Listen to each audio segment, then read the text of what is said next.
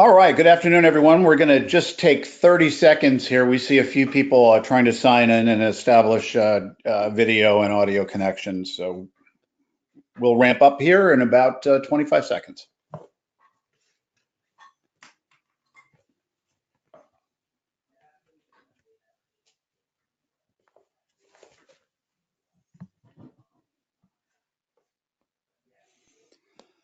All right, well, thank you for attending today's webinar. This is Mike O'Connor. I am the EVP of Marketing at New Voodoo.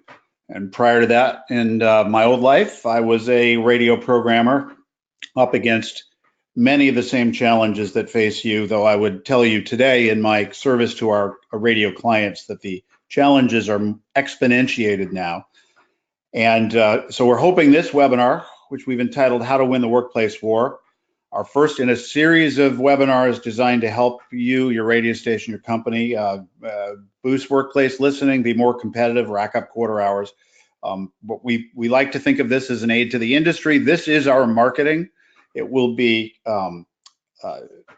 short of massive upsells, that I promise. We know you know where we are and who we are, and if you need us, you'll call us. So the presentation today is heavy on information. It's 35 minutes or so. We won't be sharing the slides at the end of the presentation, but a full recording of today's webinar will be available in a follow-up email that we can send you, which will be, it's automatically set to send in the next 24 hours. You'll be on mute for the entire presentation, but our producer, Jake, is mining the chat room for the most in-common questions, and we will take a few at the end of the webinar. So if there's anything you see in the data you'd like a deeper explanation of or some color commentary, we're glad to do that. And I see we've got a lot of current clients, and I see a few recent clients and past friends from Lee and my time back when it was called Clear Channel. Glad to see you all here today. And some new faces, glad to make your acquaintance in this sort of one-to-many presentation.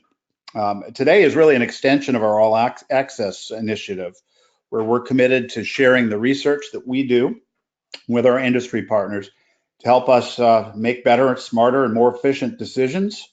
And so we're arming you with information. I've become probably Lee's biggest and most demanding client, because as the person in charge of helping stations maximize their promotional allocations with media strategies to help them influence Nielsen, I find that I need him and his services and our research department's intel on a semi-regular basis now. We're up to 2 studies a year. We take a data-driven approach to our marketing. Everything we do is based on not only the data you see here, but a deeper dive into other things we're going to share with you in the coming weeks. And Jake, our producer, is going to advance the slides to avoid me making fat-fingered mistakes. Here's the agenda for today. This is our first study. It was completed in about a month ago, a little bit over a month ago. And it will dive deep, and this is a moving target, and that's why we do so many studies, a couple of big ones every year. Digital is a moving target. In fact, some of our intel's probably out of date because of what's happened on Facebook in the last week. So we'll be following up with another study to see what the data controversy that Facebook is enduring right now, what impact that has on them. But the other reason we do this study is because there is a vast difference between that small subset of radio listeners, some of whom are actual past panels or diary keepers. Others are people that screen in based on our modeling questions designed to replicate the Nielsen process. There's a big difference between that small universe and the vast majority of everybody else that would never accept a diary or wear a meter. So it is exploiting that difference to turn the tide in your favor. That's at the core of what you'll see today. We'll cover, besides what you can do to leverage share away from terrestrial competitors, we need to look at the entire playing field at work. There's a lot of audio entertainment usage going on. Not all of it is terrestrial. We'll share that somewhat bad news with you. We'll also review contest tactics. We'll pit cash amounts against one another. We'll pit different contest packaging tactics, from pay your bills and gas and groceries to front row tickets and flyaways. And we'll give you some insight into what paid advertising channels survey-friendly radio listeners tell us they pay most attention to, from direct mail to outdoor and social digital. We'll even dive into the world of phone calls from radio stations. What's acceptable? Where is it acceptable? And finally, as I alluded to earlier, personal data is in the news this week, but it's a major hotspot for more and more media savvy survey-friendly radio users. And there's a right way and a wrong way to capture data. If, for example, you're playing some sort of paycheck bonus game at work and you're announcing names on the radio, there's the right things to ask for and then the things you should avoid. So this is going to be an action-packed half hour. And with no further ado, my partner in crime, Lee Jacobs. Thanks very much, Mike. I'm glad everybody's tuned in this afternoon or morning, depending upon where you are. Fundamentally, what we'll be looking at today is gleaned from our ratings prospect study number 11, the latest one that was in the field, as Mike said, at the end of January. 3,041 persons, 14 to 54 across all PPM markets, proportional to market populations, picking through those markets and weighted a total population across the panel for gender, age, and ethnicity, and conducted exclusively online as we do all of our research here at New Voodoo. And look, among those who are most likely to play the Nielsen game, be it the psychographic that would likely take a meter or would be more likely to conscribe their families to carry meters or diaries around, at-work listening is significantly higher than what we observe across the overall sample, about 40% overall, but up in the 50s and close to 60% among the small minorities who would say yes to Nielsen. If we model that against demographics, we see that the big numbers are at 18 to 44. By the time you get to the upper end of 35 to 54, you're starting to find folks who are opting out of the workforce or retiring early or stay-at-home moms. They still exist as well. The great thing is that when we're playing the at-work game, we are looking for people who are big listeners. It's a little bit tautological, but there's huge AQH tied to at-work listening. So it's not surprising that if I look at the heaviest quintile of listeners that we identify in our data, we see that 70% of them are at-work listeners. And all of this is good news till you get here. When I ask which best describes what you listen to most of the time at work, terrestrial is currently at about 46% across our sample. And that means that 54% have splintered off to Pandora, Spotify, SiriusXM, some other internet music service, and there are plenty of them, Apple and Amazon, etc. If I break it down among the PPM or diary likelies within our sample, it looks like this. It gets more 50-50 or actually turns 54-46 toward the terrestrial side if I look at the diary likelies. And as I go across the demos here, it's pretty even from 18 to 34 to 35, 54. It's all right about whatever that beat has been, 51% or so among the PPM likelies and around 55% among the diary likelies. So meter wearers, diary keepers listen proportionally to all sorts of audio channels at work, and there's lots of quarter hours available. The tactics that change behavior. I do have a laundry list of non-contest related tactics that we keep close to our vest. I'll share a couple of the top performers with you. But in terms of sweepstakes and contests, the reason they work has a lot to do with what motivates survey-friendly radio listeners to participate in the ratings in the first place. And fundamentally, likely ratings participants are motivated mainly by the money. It doesn't matter whether they're likely diary participants or likely PPM respondents. It's getting paid that tops the chart. And now Nielsen keeps introducing more contest kind of elements across their panels to try to stimulate more reporting, more usage, more participation. And the more they do that, by the way, it means that the people that end up participating with them become more and more contest friendly. So it behooves us to really educate ourselves about contest offers. And we know cash prizes are king, but just how much cash? And we dipped back to ratings prospect study number 8 from July of 16 for these data, where we paired off $1,000 cash, $500, $250, $100 cash to see how much interest that draws. And among the likely PPM or diary participants, the numbers for $500 and $1,000 pretty close. It is a couple of points better for the grand, but maybe you'd rather give away two $500 prizes instead of $1,000 prize. It's your choice how to deploy. And by the way, $100 has interest, although we find that that's pretty market sensitive as you get to the very largest markets, be that by geography or by market size. You find that people are a little bit less willing to travel to some other place in search of a $100 prize. And some people are concerned they're going to get ripped off, so they don't want to bother with it at all. In this latest study that we've done, we faced off a bunch of $500 prize concepts. We did not include cash here, but look at the mammoth interest in $500 prizes among those who are listening at work. And the dark red says listens at work. The lighter pure red says they listen at work if they're listening to Pandora, or in orange, those who listen to Spotify. And you can go across this and you'll see that, especially among the Pandorans, there's huge interest in these prizes.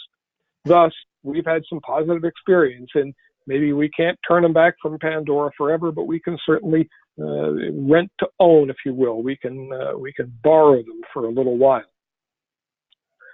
It's a good thing, too, that we're talking about these kinds of prizes, because we are potentially luring in that heavy quintile of listening, that top quintile where the number one prize package that we described to them this time around was $500 to pay your bills. $500 in free groceries is right behind it. And it's not like these numbers are huge, huge differences, but we thought it was interesting that right now, these very practical applications of cash by a few points tended to exceed the $500 shopping spree, the purely hedonistic, well, let's go do something fun. Now, the $500 shopping spree does get up to the top of the ranking among the PPM likelies, but you'll note that that's driven by the 14 to 24s. As soon as you get above that age group, what races back into the top is pay your bills or free groceries, practical applications, something they can do to make their lives a little bit better, but not just fun. And among the diary likelies, the number one answer was $500 in free groceries, and that took it by a couple of points. So that's a quick scan of what prizes work. And by the way, you've seen at the bottom of these past two pages other prize concepts like front row tickets to see a favorite artist. And of course, you'd need to net that number down by whatever the appeal of the artist whose concert tickets you're giving away, or a trip to the Caribbean, or a flyaway vacation to see an artist perform in concert. And again, you'd need to net those numbers down by how appealing is that artist. So then we're often asked, what time should we play the game? We asked preferred contest appointment times in this latest study of ours. And if I look at the population who listen at work during the workday, and we gave them the opportunity to say that it would be at 7 a.m. or 5 p.m. outside the workday for most.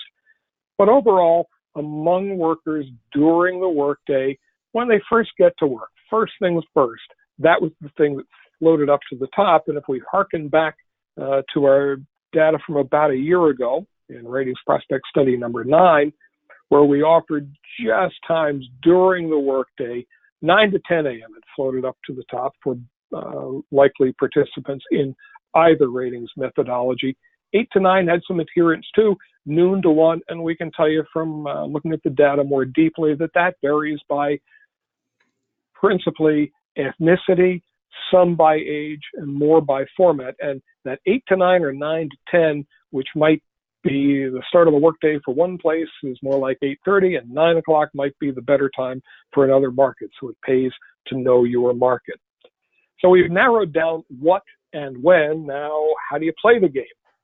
In 2018, no big surprise that the biggest draw is texting to win. It's easiest for participants, but a name game type contest that requires them to register online or using an app and then listen for their names at particular times of day is not all that far behind. And of course, these numbers vary by demo and format constituency.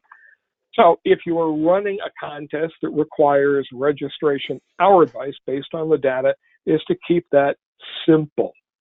Okay, there are 2.4% in our sample who say they will give up their social security number if the contest prize is good enough. But we advise you to try to collect email address and name. And frankly, we think the best practice, instead of asking age, is just have a simple checkbox that lets them verify that they are within age to play your game. Yeah, so that's a little bit about sort of how to activate people into sweepstakes related contest engagement. All about directing panelists and listeners who are survey friendly and putting them in your favor. We've talked about what time of day, talked about prize packaging. So let's turn our attention to getting the word out. Where, if you're going to take that precious marketing allocation, how can you allocate it most efficiently to get noticed by the people who are giving the report card? And so when we ask respondents, where do you notice ads? It's ultimately a CPM game, but our data points to a combination of online assets, including and sometimes mainly social media, and direct mail, although we'll put in the asterisk that when it comes to direct mail, you need to pay attention to the demos that you're trying to motivate. You'll notice on this page that 14 to 17s and 18 to 24s are not so available, and especially at the younger side of that, they may be people who don't really have any need ever to go to a mailbox. And frankly, by the time they're of age to deal with a credit card statement or a utility bill, they'll likely be the kind of people who get their bills online and thus have no need to ever go to a mailbox. When we get to the highest quintile of listeners, that web traffic direct mail combo gets more enticing, and see the power of direct mail in trying to contact and motivate that top tier of listeners. And it's no surprise that direct mail and web appeal strongly to the psychographics who are likely to participate in Nielsen's metered or diary methodologies. Very powerful in both channels. We can also tell you that during that weekday prime period, if we isolate to the people who listen at work, you'll see that not quite half, but well over 2 in 5 are listening through a lot of the day. While they're listening, I should say, they are surfing the internet. So we have an extra touch point, an extra place that we can contact them and try to turn them to exhibiting the kind of behavior that we would like, that is, listening to our station. And these tactics, we've tested them 11 times now in the last 4 or 5 years. And what stack ranks the best among diary keepers and panelists really hasn't changed. I would say outdoor has waned a little bit out of the top 3, but it's always strong, and it pairs well with direct marketing tactics. Mail above 25, and especially social digital, because that is such high leverage. You can affect reach and frequency at probably the lowest price point. But all of those are universal to really any sort of radio station ratings driven initiative. The one that stands out for us, and we get more feedback from programmers who hire us to execute telemarketing, they swear that that's the fastest impact of the channels, especially for at-work listening stations that have big 2534, 3544, 4554 audience comp. But when planning phone calls, there's a few critical things you have to consider, starting with where to call.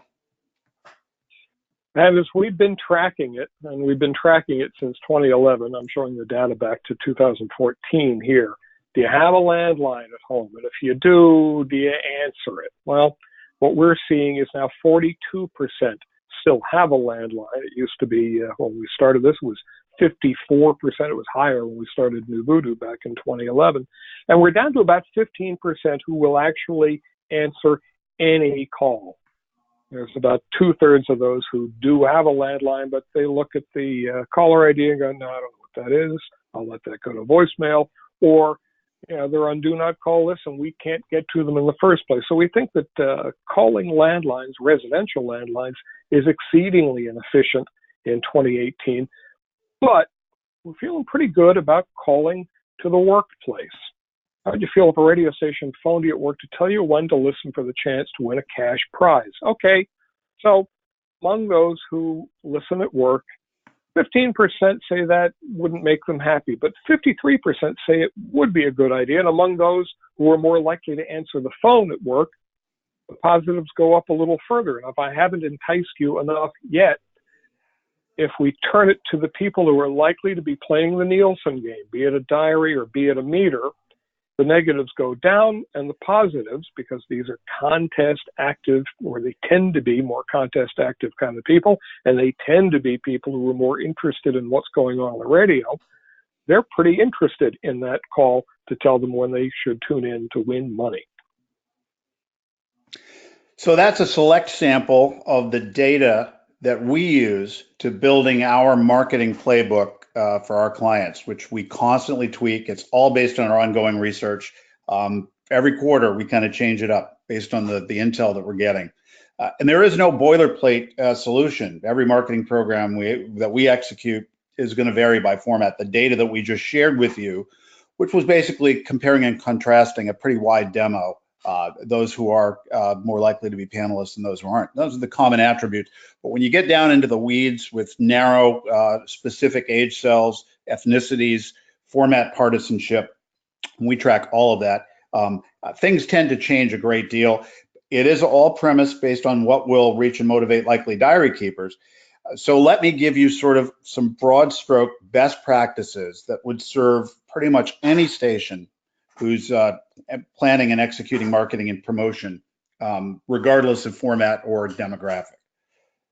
Number one, the Nielsen dance begins at the mailbox and it involves cash. You've seen the data as it relates to cash.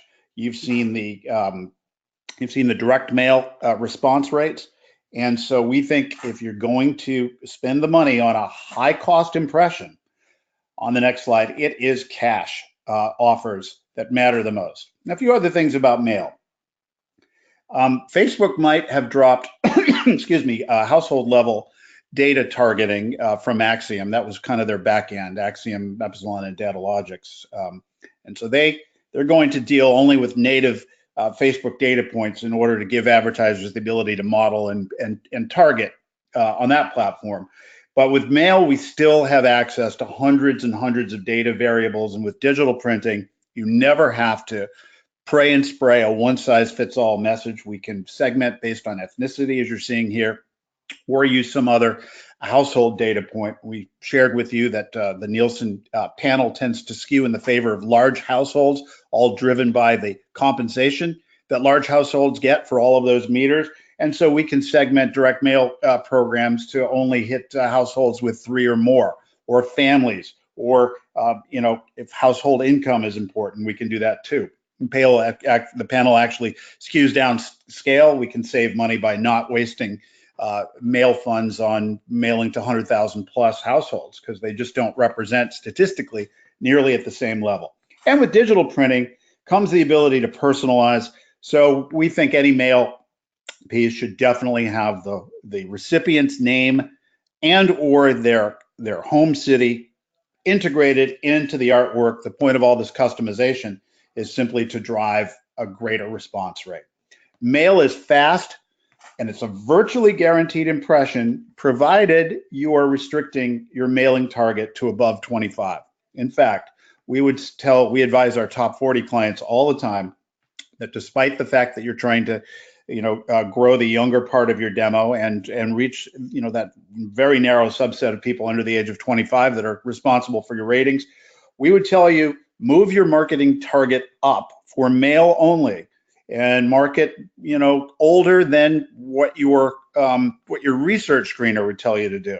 A very typical mailing profile for top 40 these days is 25 to 39-year-olds. And if you've had the privilege of using a tool like Charlie Sislin's Research Director report, you know that in your hot zips, the panelists for a particular format and the in tab in diary markets tends to be pretty broad demographically. So skew it older. The next tactic, of course, corresponds with what happens next, and that Nielsen continues the dance online. If you get an unsolicited note from them in a diary market with a dollar bill attached, the next thing you can expect is for them to ask you to go online to give some base level information. in which they promise then to make a phone call and pay you more money for each of these tasks completed. In panel markets, because the compliance issues related to getting into the daily and weekly in tab are at a much higher bar.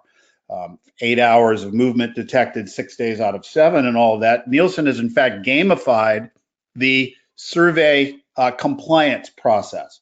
So as a result, digital, particularly when using smart targeting overlays, is a very powerful component. It pairs great with direct mail and or telemarketing. And it gives you the added advantage of being able to model your digital targeting based on what we're able to analyze in terms of the site traffic that comes to these Nielsen websites. And that, so we know what the keywords are and the ways to you're never going to actually reach panelists or diary keepers with any of this, but it's again a way to sharpen the point of the spear to spend the most money against the most concentrated target that you can.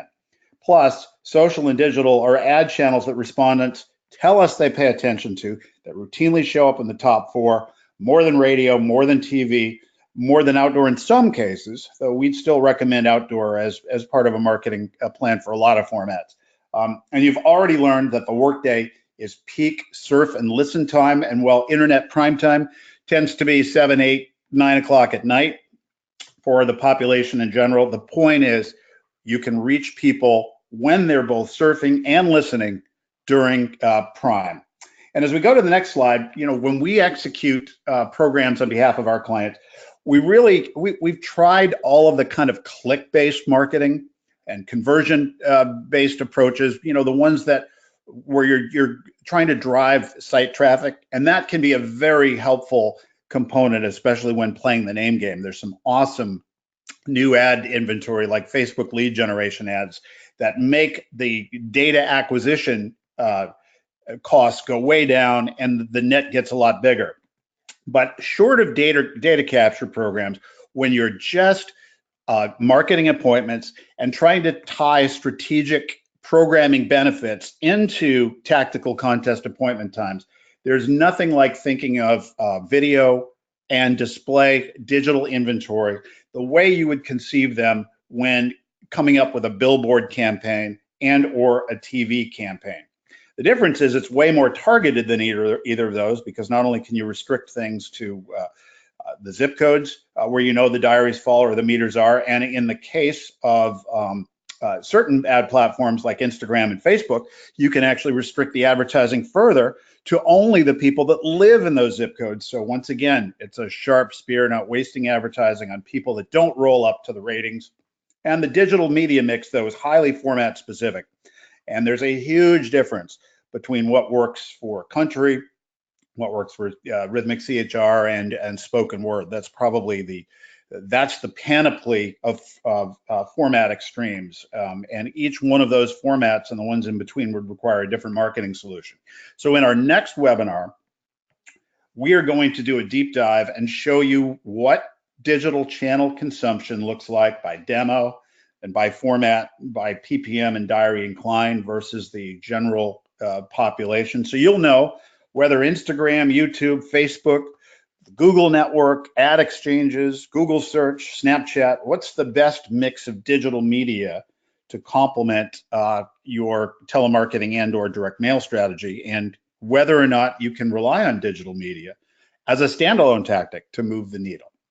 And finally, a couple of best practices about telemarketing. Of all the tactics designed to impact ratings, we have found that B2B telemarketing, meaning calling offices, works the fastest, but we do not do residential telemarketing. We think that's stealing our clients' money between the landline penetration issue, the screening devices that people have, the do not call lists at a state and national level, not to mention the usurious laws regarding what you can do. Robocalls being disallowed in many states now.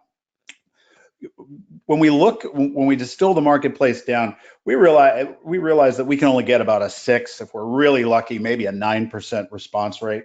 And we're not able to call nearly as many households as Nielsen has, because we are, after all, we're marketing something in their research. So there's different rules.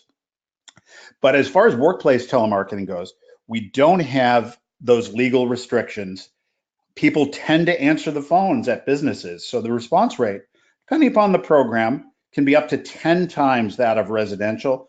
Plus, you're not calling nearly as many businesses as you would have to call residences to affect the change. You see that the pool is rife with people more likely to listen to audio at higher levels of TSL and who are more PPM and diary friendly.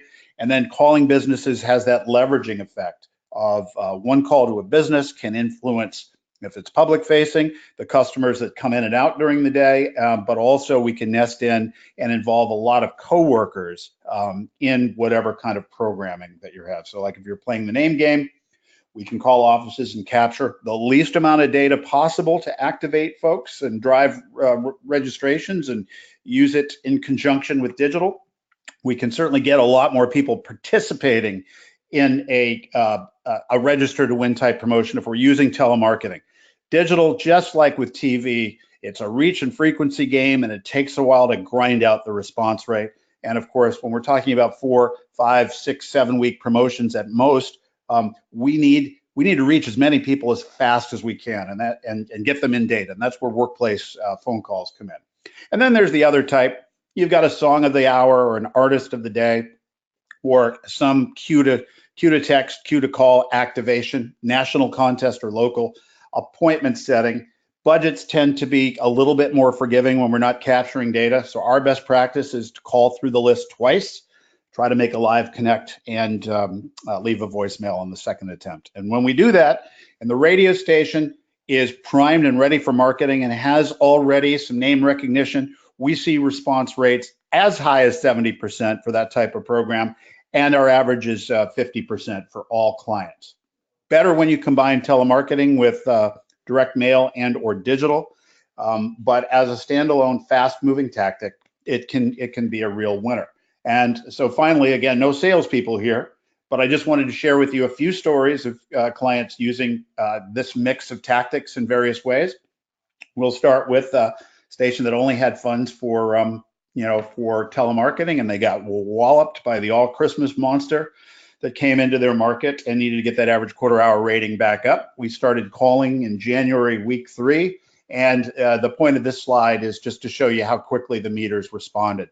They came up with their offer. It was their concept. We were just the steroids that helped them get back to the average quarter-hour rating that would allow them to be dominant over their competitor. On the next slide is a station that is fortunate enough to have ongoing funds and is able to reward people at work playing the name game. And then they surge a couple of quarters a year. And this one involves telemarketing with direct mail follow-up to the people that we successfully connect with at business. And then we're using digital lead generation and other sorts of programmatic advertising in order to drive registrations. And so these are the biggest budgets, and not everybody has those. On the next slide is a station that was able to combine telemarketing to offices with digital data capture only, no direct mail. And this is a station that sort of emphasized workday listening over the short term because they were making some major strategic changes, taking a heritage morning show that had been on for more than a decade off the air. And so the station was in a bit of ratings trouble, but their music image was solid. So they wanted to execute something that would impact, roughly speaking, 8A to 5P. And this again is calling with digital. The calling is really the key to the fast movement of the meters. And finally, not every radio station has the luxury of old school radio tactic level budgets. And digital is the most cost efficient. This station has been with us for 3 years, and they market digital only, 3 quarters out of every 4 every year, an 8-week campaign times 3. And routinely, when they add the steroids to the great promotions they've come up with, this is a very typical result, and this was the result from last fall. And yes, they are up against the all Christmas monster outside of their format. So that's it. Little propaganda to end the call. Because we really do enjoy working with clients that want to make themselves better, should any of this interests you in the near term, we wanted to give a small incentive to webinar attendees today. You call us if you need us, call us any time of the year. But if you do it and you hire us to execute a telemarketing and or direct mail program with you, we'll take $1,000 off whatever the final price is. We've got your email address associated with this webinar, and this is something that we'll execute on your behalf. There are a couple of restrictions, but you can reach out to marketing@newvoodoo.com for more information. So hopefully the swap of the sales pitch for the information was worth it. We're going to do another webinar that will be equally information heavy and sales pitch light starting the week of April 23rd. You will get a link in the follow-up email along with the recording of today's session sometime within the next 24 hours. There's only one session that we're opting folks in. It will be noon East, Monday the 23rd. But as was the case with this past webinar series, we will have a number of different live presentations, and we'll be posting those on our website in about a week's time. But on April 23rd, it is the deep dive into digital. And the one thing that I should tell you is the reason alone to come to this is the smart speaker data we have. The Amazon and Google products have exploded with tens of millions of sales. And you're going to see just how many survey-friendly radio listeners tell us they have at least one, if not multiple smart speakers installed in places that radio hasn't been in a viable way in years. It's a huge opportunity. We'll also cover the digital channels that likely ratings respondents by format, by demo use most often. We'll talk a little bit about instant messenger app. There are chatbots that you can now program on many of these social media channels that allow us to do for customers what we long since stopped doing in the age of consolidation. For example, we don't answer the request line anymore, and the listeners know we're not very customer friendly. This may be an opportunity for to use some digital leverage to try to turn that around with instant messenger and chat apps. We'll show you how big an opportunity that is. If you play the name game, we'll dive a little bit deeper into the digital lead gen concept I alluded to earlier. And finally, we have a product that we're using with our current client campaigns where we're able to extract the public profile data of the stations or morning shows or personalities or streaming entities that they compete with in their home market. And we deliver all of the profile data to them. We also use the data in the advertising platforms of Facebook, Instagram, and Twitter to find not only matches, people that are following your competitors. We can find and target them through digital ads, but we're also able to model that data profile, meaning we can create what's called a lookalike universe.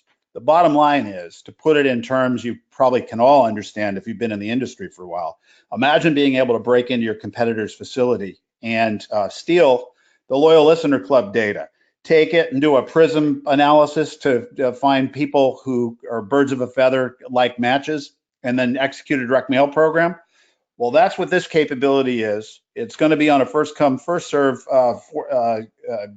basis in local markets based on format exclusivity. And we'll be announcing that in our next webinar. So we hope you stick around for that. And now we'll take any questions that we might have. Jake? Thank you, everyone, for your questions. First question is, what do you feel is the best 1-2 punch for marketing based on like what ads people are most attuned to? Do you mean in terms of ad channels? Correct, yes. So I think, Lee, before you answer, I'll tell you that I've kind of said it. The fastest impact is office telemarketing, especially if you park an appointment time at the beginning of the workday and you go for enough weeks to be effective. I would say telemarketing and digital would be my go-to choice based on the dozens and dozens of client campaigns that we execute for radio stations. I'll leave if you want to add. Well, there's nothing to argue about, about your experience, Mike. And we've seen, and we'll do a deeper dive on April 23rd in terms of just how much engagement there is with the social channels. And when you see the kind of numbers that we'll see among likely ratings participants for the major social channels, that would be the clear, digital. If you only have money for one digital channel, that's where I'd put my chips.